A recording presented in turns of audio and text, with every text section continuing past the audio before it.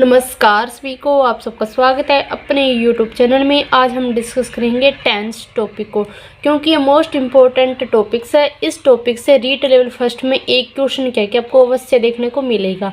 तो आज हम डिस्कस करेंगे कि किस प्रकार से क्वेश्चंस पूछे जाते हैं। अगर क्वेश्चंस पूछा गया हमने कुछ भी नहीं पढ़ा तो भी हम क्या कि एक शॉर्ट ट्रिक के माध्यम से उस क्वेश्चन को आसानी से सही कर सकते हैं। तो चलते हैं हम नेक्स्ट पॉइंट पे। टेंस शब्द किस भाषा का शब्द है? लैटिन भाषा के वर्ड से बना हुआ है, टेम्पस से, और जिसका अर्थ क्या होता है? टाइम यानी कि समय। टेंस को ही हम क्या कहते हैं? हिंदी में काल कहते हैं। और टेंस कितने प्रकार के होते हैं? 3 प्रकार के होते हैं। जैसे कि काइंड ऑफ टेंस कितने प्रकार के हैं? 3 प्रकार के। प्रेजेंट टेंस, पास्ट टेंस और फ्यूचर टेंस। प्रेजेंट यानी कि वर्तमान में जो कार्य हो रहा है उसे हम क्या कहेंगे? Present tense. पास्ट यानी जो हमारा बीत चुका है उसे हम क्या कहेंगे? Past tense. और फ्यूचर यानी कि आने वाले समय को हम क्या कहेंगे? Future tense. फिर नेक्स्ट करते हैं कि एक एक पॉइंट को हम डिस्कस करेंगे। Present tense. प्रेजेंट टेंस कितने प्रकार के होते हैं? 4 प्रकार के होते हैं। कौन कौन से? Present simple tense, present continue tense, present perfect tense, present perfect continuous tense. कितने प्रकार के हैं? 4 प्रकार के। Present simple tense. Present simple tense में मतलब हेल्पिंग वर्ब कौन सी होती है? डू और डज, और मेन वर्ब के साथ क्या लगता है? एस और ईएस। आपसे क्वेश्चन किस प्रकार पूछा जाता है कि इस प्रकार से क्या क्या आपको एक कोई मतलब सेंटेंस दे दिया जाएगा, फिर उसमें पूछा जाएगा कि प्रेजेंट टेंस है या पास्ट है कि फ्यूचर टेंस है। तो इस प्रकार क्या कि आपको पहचान करनी होगी।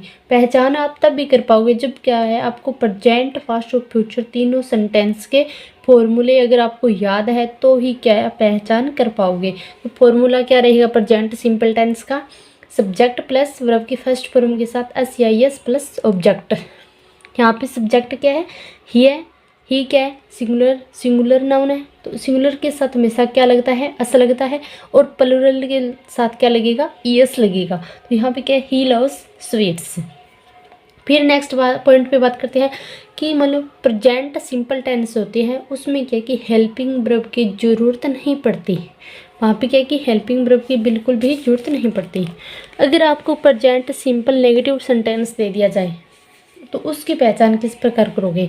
और वहाँ पे क्या है कि कौन सा फॉर्मूला यूज होगा? तो अगर आपको मान लो नेगेटिव सेंटेंस दिया गया है तो उसका फॉर्मूला रहेगा सब्जेक्ट प्लस डू और does plus note plus verb की फर्स्ट फॉर्म प्लस ऑब्जेक्ट रहेगा। तो यहाँ पे क्या रहेगा? मान लो कि he does note love sweet. अगर मान लो एक वचन है जैसे कि सिंगुलर है तो उनके साथ हमेशा क्या आएगा? डज आएगा। और बहुवचन और प्लूरल है तो उनके साथ क्या आएगा? डू आएगा। तो ही क्या है? सिंगुलर है तो यहाँ पे क्या आया है? Does note.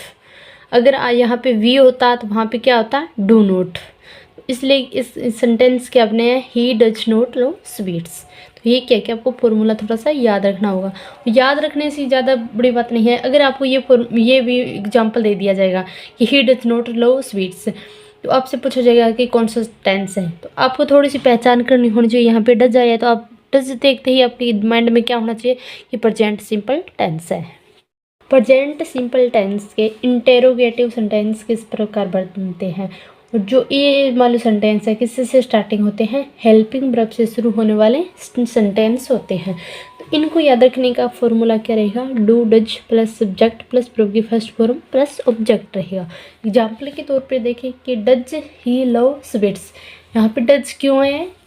क्यों आया है कि यहाँ पे क्या है? ही के साथ हमेशा ही, सी, इट इन सब के साथ क्या आता है? मान लो कि सिंगुलर होते हैं तो उनके साथ हमेशा डज आता है। और यहाँ पे डज पहले क्यों आए? क्योंकि ये प्रश्नवाचक वाक्य है। प्रश्नवाचक वाक्य होते हैं तो उनमें के ये हमेशा किससे स्टार्टिंग होते हैं? हेल्पिंग वर्ब से। और हेल्पिंग वर्ब कौन सी होती है हमारी? डू और डज, ये दोनों क्या है? हेल्पिंग वर्ब है।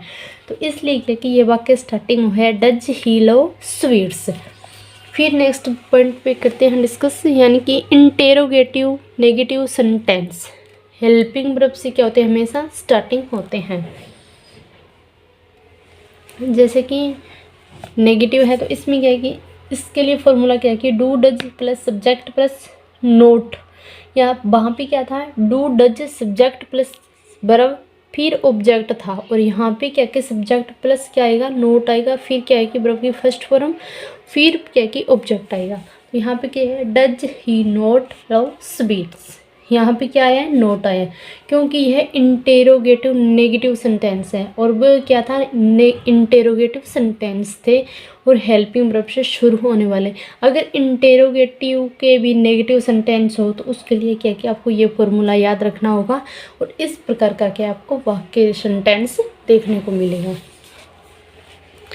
फिर नेक्स्ट है कि WH वर्ड से शुरू होने वाले सेंटेंस, उनके लिए फॉर्मूला रहता है हमारा WH word plus do does plus subject plus verb, फिर अन्य वाले ऑब्जेक्ट हो चाहे कुछ भी हो, और प्रश्नवाचक चिन्ह आपको क्या कि देखने को मिलेगा।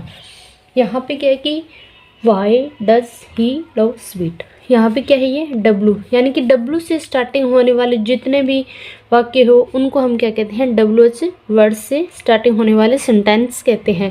तो यहाँ पे क्या है, why does he love sweet, यहाँ पे ही क्यों आया है, ही आया तो इसलिए क्या है कि डज आया है और वाई आया है। यूनिवर्सल ट्रूथ, सार्वभौमिक सत्य, ये हमेशा जो भी सेंटेंस होते हैं वो किस में आते हैं, प्रेजेंट सिंपल टेंस में काउंट होते हैं। वे तथ्य जिन पर समय और स्थान का कोई प्रभाव नहीं पड़ता, और वे तथ्य जो सभी जगह पर मान्य होते हैं, तो वो कौन से होते हैं, यूनिवर्सल ट्रूथ होते हैं, और प्रेजेंट सिंपल टेंस में काउंट होते हैं। जैसे कि the sun rises in the east, हमें पता है कि सूर्य है वो ईस्ट में यानी कि पश्चिम में ही अस्त होता है। फिर नेक्स्ट है कि the sun sets in the west, यानी कि पूर्व में हमेशा क्या कि सूर्य उदय होता है, तो होता ही रहेगा, कभी समय और स्थान का कोई प्रभाव नहीं पड़ता है। तो इसलिए क्या है कि ये इस प्रकार के सेंटेंस होते हैं ना, वो हमेशा किस में आते हैं, प्रेजेंट सिंपल टेंस में ही काउंट होते हैं।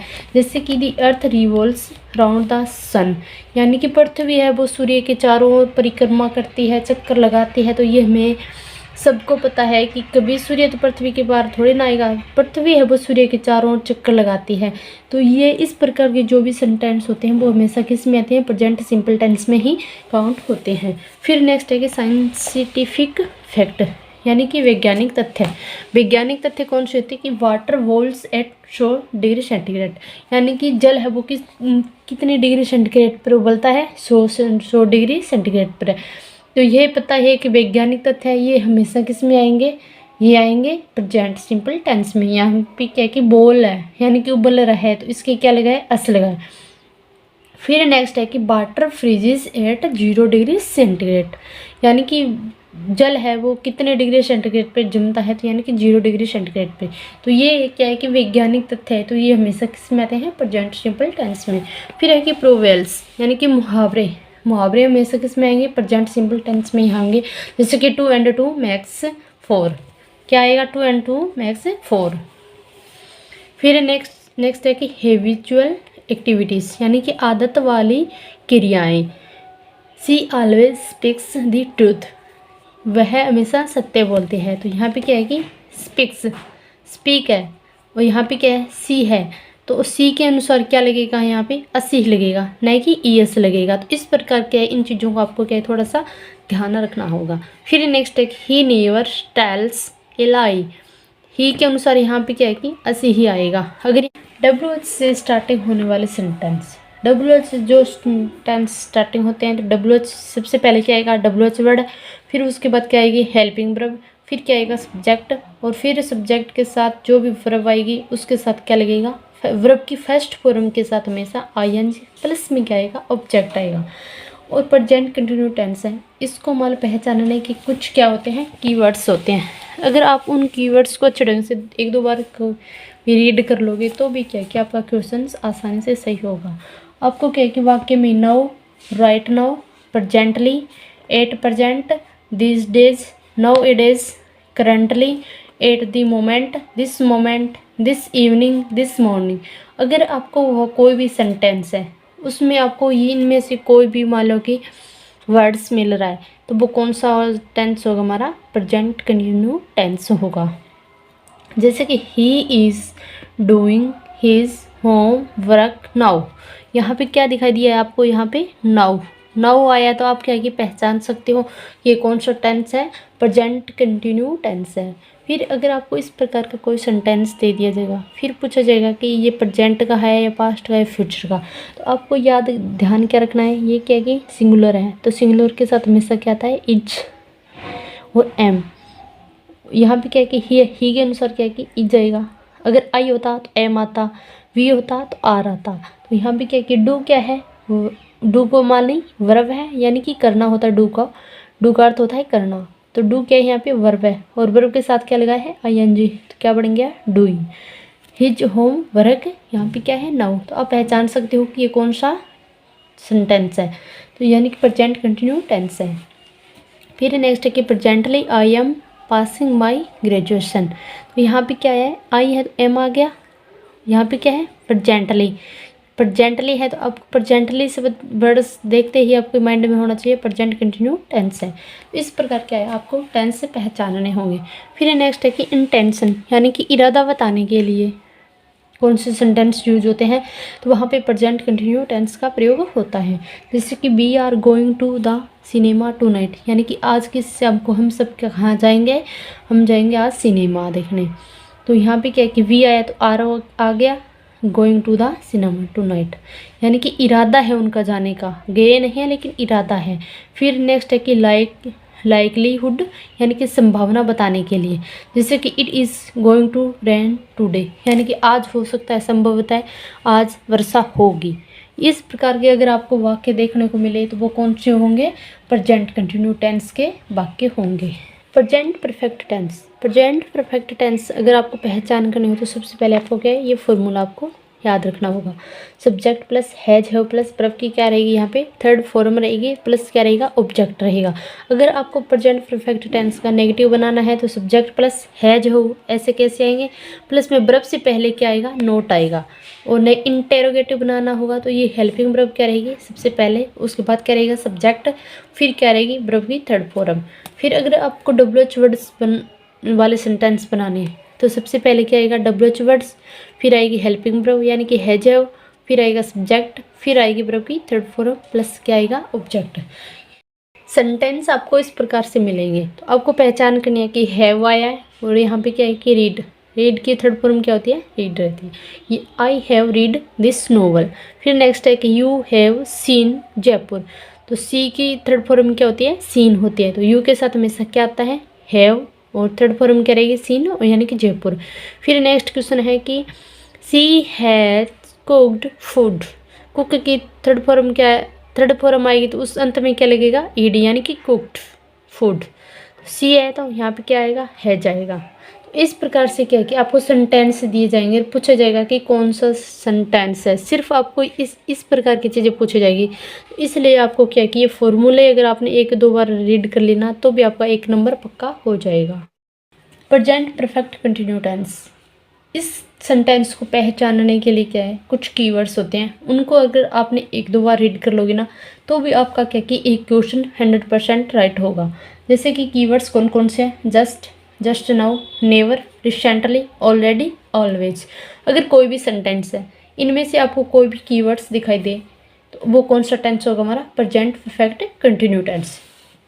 इसके लिए क्या है कि आपको एक फॉर्मूला भी याद करना पड़ेगा। तो फॉर्मूला कौन सा रहेगा हमारा, subject plus has have plus been plus verb की फर्स्ट फॉर्म के साथ ING, फोर सिंस, प्लस में क्या रहेगा, टाइम रहेगा। वहाँ पे क्या था, प्रेजेंट परफेक्ट टेंस में क्या था, subject plus has have plus क्या थी, वर्ब की थर्ड फॉर्म थी। लेकिन यहाँ पे क्या है कि has have plus been plus verb की फर्स्ट फॉर्म और फोर और सिंस, प्लस में क्या दिया जाएगा, आपको टाइम दिया जाएगा।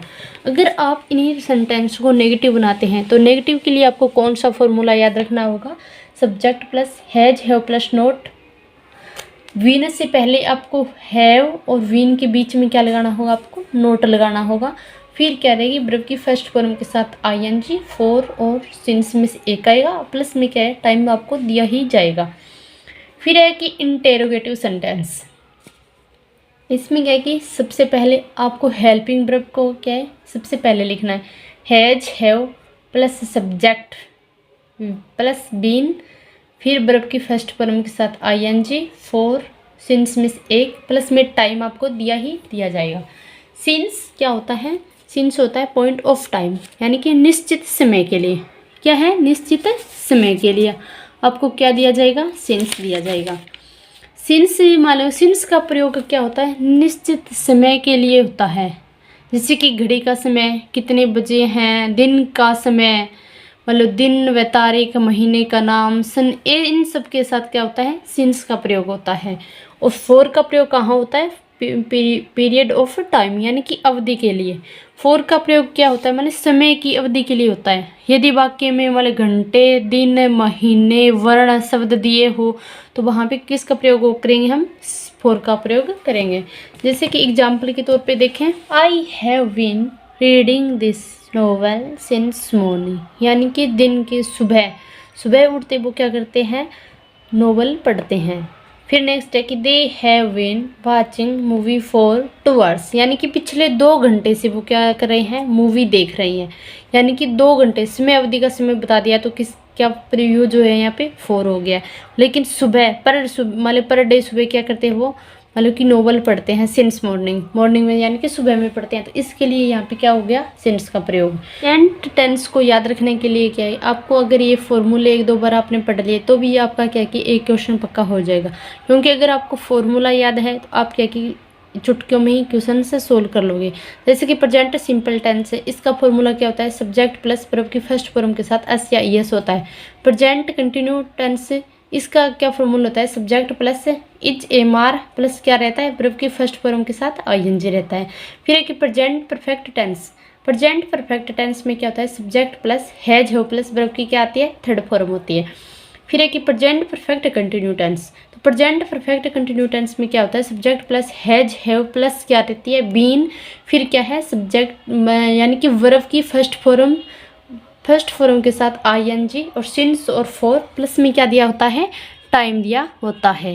तो इस प्रकार अगर ये 1-2 फॉर्मूले हैं, इनको आप प्रेजेंट टेंस के याद कर लोगे तो भी आपको क्या कि आसानी से 1 नंबर पक्का हो जाएगा। तो आज का सेशन कैसा लगा, अच्छा लगा हो तो वीडियो को ज़्यादा से ज़्यादा शेयर कर देना।